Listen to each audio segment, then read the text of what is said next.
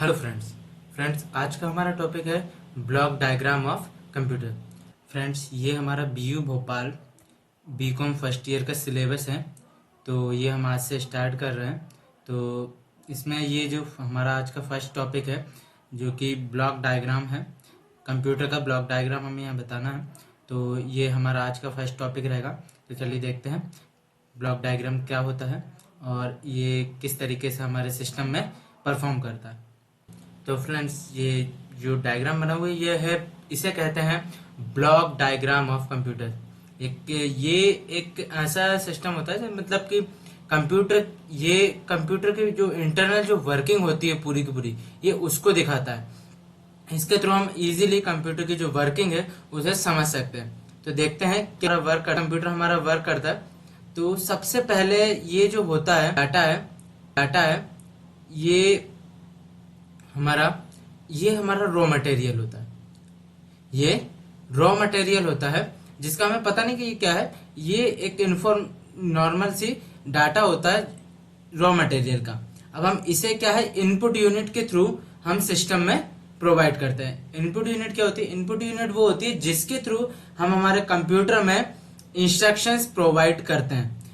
Input unit जैसे कि हमारा होगा कीबोर्ड, हमारा होगा माउस, और हम इनपुट यूनिट में हमारे माइक को भी जोड़ सकते हैं। कैसे जो भी चीजें जिनके थ्रू हम डाटा जो है वो सिस्टम में भेज सकते हैं, वो चीजें हो गई हमारी इनपुट यूनिट। तो सबसे पहले होता है डाटा, जो रॉ मटेरियल होता है उसे इनपुट यूनिट के थ्रू हम कहाँ भेजते हैं? प्राइमरी स्टोरेज में। जो प्राइमरी मेमोरी जो होती है उसमें हम इसे भेजते हैं। इसके बाद ये प्राइमरी स्टोरेज में जाने के बाद हमारा जो डाटा होता है वो जाता है सीयू में, मतलब कंट्रोल यूनिट में, और एएलयू में। ये कंट्रोल यूनिट और एएलयू, अरिथमेटिकल लॉजिकल यूनिट, ये क्या करती हैं? ये सिस्टम का एक्चुअल वर्क करती हैं। प्राइमरी स्टोरेज में तो इनपुट किया हुआ डाटा आ जाता है, पर इनपुट किया हुआ जो डाटा है उसका जो लॉजिकल, उसके जितने भी हम जो इंस्ट्रक्शन देते हैं उनको प्रोसेस करने का काम जो है वो हमारा सीयू और अरिथमेटिक लॉजिक यूनिट करती है, जिसका मतलब जो कि सीपीयू होता है हमारा। तो ये जो यूनिट है इन दोनों का वर्क होता है कि हमने जितने भी उन इंस्ट्रक्शन को, ये क्या इनपुट यूनिट से हमारे पास इंस्ट्रक्शन आया प्राइमरी में, प्राइमरी पूरा के पूरा इंस्ट्रक्शंस प्रोग्राम उठाकर दे देती है कंट्रोल यूनिट को और अरिथमेटिकल लॉजिक यूनिट को।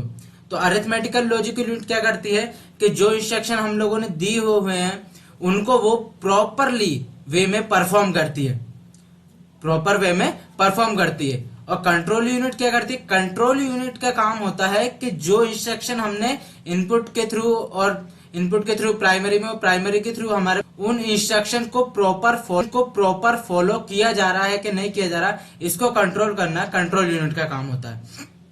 तो अरिथमेटिकल लॉजिकल यूनिट जो है वो अपना प्रोसेस पूरा करती है जो भी हम लोग ये हैं।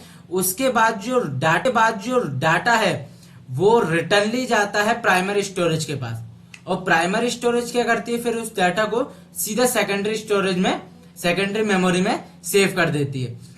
क्या होता है डाटा जो रॉ मटेरियल वो यहां से आया इनपुट यूनिट के थ्रू, गया सीधा प्राइमरी स्टोरेज में, प्राइमरी मेमोरी में, वहां से जाएगा एएलयू में, मतलब अरिथमेटिकल लॉजिक यूनिट में। यहां पे प्रोसेस होगा, कंट्रोल यूनिट जो है वो उस पे अपना पूरा के पूरा इंस्ट्रक्शन रखेगी कि हाँ आप ये वर्क को पूरा प्रॉपरली वो कंट्रोल करेगी कि पूरा इंस्ट्रक्शंस के थ्रू वर्क होना चाहिए। इसके बाद जो डाटा है वो लौट कर वापस जाएगा और सेकेंडरी स्टोरेज में सेव हो जाएगा। और इसके बाद जो निकल के आता है वो होता है आउटपुट क्या निकल के आता है? इंफॉर्मेशन जो भी हम लोगों को इंफॉर्मेशन चाहिए होती है। और आउटपुट यूनिट वो होती है जिनके थ्रू हम जो है वो डाटा निकालते हैं। आउटपुट यूनिट मतलब कि ये हो सकती है हमारे कोई प्रिंटर हो सकता है, ये या तो हमारे ये कोई स्क्रीन प्रोजेक्शन हो सकता है, या फिर आउटपुट हमारे पास स्क्रीन पर भी दिखाई देता है। तो इस तरीके से जो चीजें होती है आउटपुट यूनिट, जिनका थ्रू जो आउटपुट निकलता है वो। तो फ्रेंड अब हम देखते हैं कि प्राइम मेमोरी यूनिट और जो सीपीयू है ये होते क्या हैं। तो स्टोरेज यूनिट जो मेमोरीज होती है वो हमारी स्टोरेज यूनिट होती है। कि इनमें अपना डाटा जो है वो स्टोर कर सकते हैं। तो सबसे पहले होती है प्राइमरी मेमोरी। प्राइमरी मेमोरी क्या है? ये कंप्यूटर की मेन मेमोरी होती है जो ऑपरेटिंग सिस्टम पर बेस वर्किंग करती है, प्राइमरी स्टोरेज जिसे हम कहते हैं। तो इसका मेन वर्क क्या होता है कि जैसे हमने अपना कोई डाटा इसमें डाला तो ये जो है वो डाटा को परफॉर्म करेगी, वर्क जो भी इंस्ट्रक्शन हम देंगे उसे परफॉर्म करेगी। इसमें जो भी फंक्शनैलिटी होती है ये अपना काम जो है वो भी करेगी। और ये एक ऐसी मेमोरी होती है जो कि सिर्फ एट अ टाइम के लिए वर्क करती है। इसमें आप कोई भी डाटा को स्टोर करके नहीं रख सकते ज्यादा टाइम के लिए। ये कंप्यूटर की वॉलेटाइल मेमोरी होती है। तो इसमें जो डाटा है कंप्यूटर प्रोसेस की कर रहा प्रोसेस की, अगर एक बार कंप्यूटर टर्न ऑफ मतलब बंद हो जाता है तो इसके बाद ही इसका जो डाटा है प्राइमरी मेमोरी का वो डाटा ऑटोमेटिकली डिलीट हो जाता है। मतलब ये सिर्फ और सिर्फ उतनी देर के लिए ही आपके पास मेमोरी में रहेगा, प्राइमरी मेमोरी में कोई भी डाटा, जितनी देर के लिए कंप्यूटर एक प्रॉपर वे में चलता जा रहा है। अगर टर्न ऑफ होता है इसके बाद उसका जो रैम का जो भी डाटा है प्राइमरी मेमोरी का वो डिलीट हो जाता है।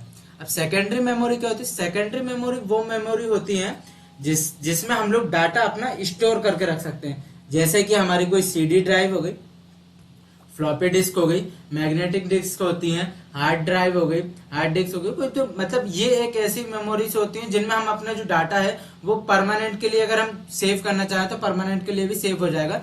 जब तक हम अपने डाटा को खुद से डिलीट नहीं करेंगे जब तक वो डिलीटेड नहीं होगा, या फिर हम उसमें कोई चेंजेस नहीं करेंगे तो उसमें कोई चेंजेस नहीं होगा। बट प्राइमरी मेमोरी में क्या होता है कि आपने जैसे ही अपना सिस्टम को शट डाउन किया और उसमें जो भी है डाटा वो चला जाता है। बट सेकेंडरी यूनिट होती है जो कि आपके डाटा को प्रॉपरली सेव करके रखती है और इस डाटा को डिलीट होने से बचाती है।